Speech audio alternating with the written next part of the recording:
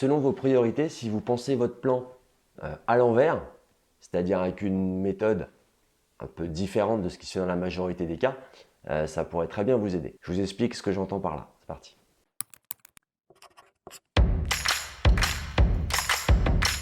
Donc dans la plupart des cas, quand on prépare son projet de construction maison, on aime bien griffonner un plan, même si on n'est pas dessinateur, c'est toujours intéressant et je vous encourage fortement à le faire. En faisant ça, vous allez apprendre beaucoup de choses et ça va éveiller d'autres questions sur le projet. Donc c'est toujours intéressant à faire. La méthode traditionnelle, c'est de se dire, je peux faire à peu près tant de surface au sol, donc je fais mon rectangle ou un L, on va dire une forme assez simple vue de dessus, et puis je remplis ça.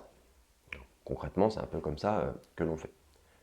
Et si on reste uniquement sur cette méthode-là jusqu'au bout, une fois qu'on aura choisi le terrain, avec les règles d'urbanisme qui lui sont propres, on va imaginer l'extérieur, on va placer les baies vitrées, la porte d'entrée, la porte de garage, les fenêtres, fenêtres à l'étage, etc.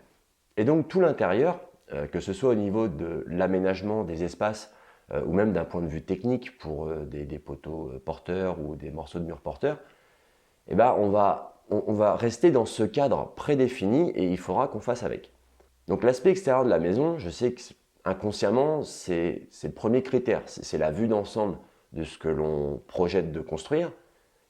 Mais finalement, alors là c'est une question que je pose puisque c'est un avis très personnel, l'esthétique extérieure de la maison est important, oui, mais est-ce qu'il ne faut pas mieux l'adapter à ce qu'on veut à l'intérieur plutôt que l'inverse? Puisque dans les trois quarts du temps, on adapte l'intérieur par rapport à l'extérieur, mais dans 90-95% des cas, le plus important, c'est quand même la praticité, la circulation, l'accessibilité des choses, bref, c'est quand même l'intérieur. Alors peut-être que je suis plus de ce côté-là parce que j'habite en Normandie et que évidemment, si vous êtes dans le sud, je passe moins de temps que vous à l'extérieur. Ça n'empêche pas que d'extérieur, ma maison, elle me plaît, même si on est sur quelque chose de simple et de sobre. Mais en attendant, pour aménager l'intérieur, c'est plus pratique selon vos priorités, et c'est là où ça va être important, selon vos objectifs. Ça peut être judicieux de prendre là ou les pièces les plus importantes pour moi et de placer les cloisons autour. Je m'explique. Si vous n'avez pas défini d'objectifs et de priorités pour vous, je vous rappelle que sur le site, vous retrouvez des guides offerts que vous recevez suite à l'inscription de votre email. Et ça peut vous aider. Je vais prendre l'exemple de la cuisine. La cuisine, pour beaucoup de monde, c'est quand même la pièce importante, c'est le point névralgique. Quand même on n'est pas cuisinier, la convivialité, les discussions, le centre de vie de la maison, c'est quand même souvent cette pièce-là. Est-ce qu'il ne serait pas judicieux d'établir un plan de cuisine, sans rentrer dans le détail, hein, je ne vous dis pas d'être au tiroir près, mais de l'espace que je souhaite, et après de placer mes cloisons. Ça va peut-être se jouer à 15 ou 20 cm du premier plan que vous avez pensé, en partant de l'extérieur.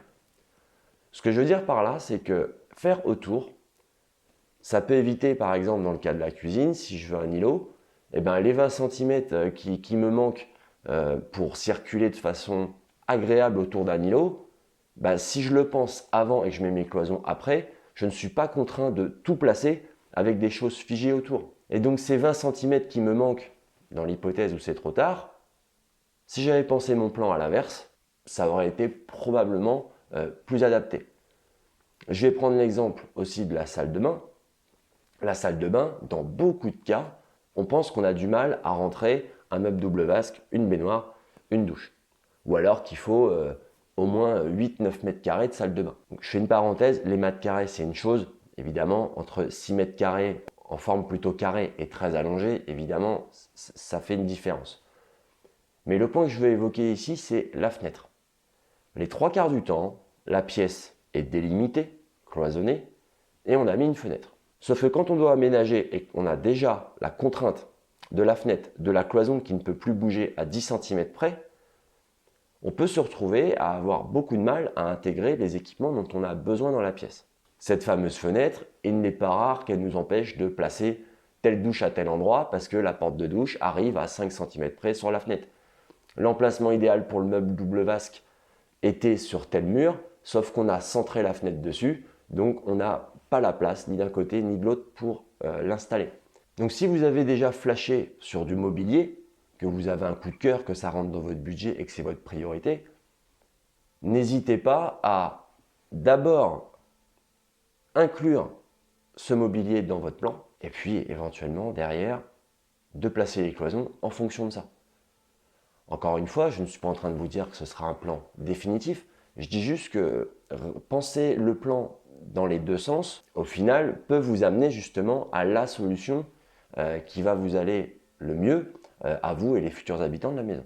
Si ce genre de vidéo sur les petits tips, les petites astuces qu'on peut avoir sur des plans, les petits détails où on peut se faire avoir, si je reviens sur la salle de bain, le nombre de personnes qui mettent une baignoire et on se retrouve avec le bout de la baignoire et la cloison qui est ici, il y a 15-20 cm à combler, qui servent à rien, qui sont perdus, qui demandent des petits travaux, mais c'est des petits travaux en plus ici, c'est du temps et de l'argent en plus, et si on fait ce genre de bêtises 3-4 fois, bah, on perd vite 2 journées et 1000 € de plus dans du matériel, quoi. Donc ça paraît anecdotique comme ça, mais je peux vous garantir que j'en vois beaucoup. Mais si ça vous intéresse qu'on se mette au tableau et qu'on regarde comme ça des plans qui avaient éventuellement un défaut qu'on a pu corriger, faites-le moi savoir en commentaire. Et puis on fera 2-3 cas pratiques comme ça pour éviter justement que vous refassiez ces erreurs-là, ou du moins que vous fassiez vos plans en connaissance de cause. N'hésitez pas à aller faire un tour sur le site, le lien est en description, de liker la vidéo si vous avez aimé, et tous vos commentaires et questions sont les bienvenus comme d'habitude. À bientôt.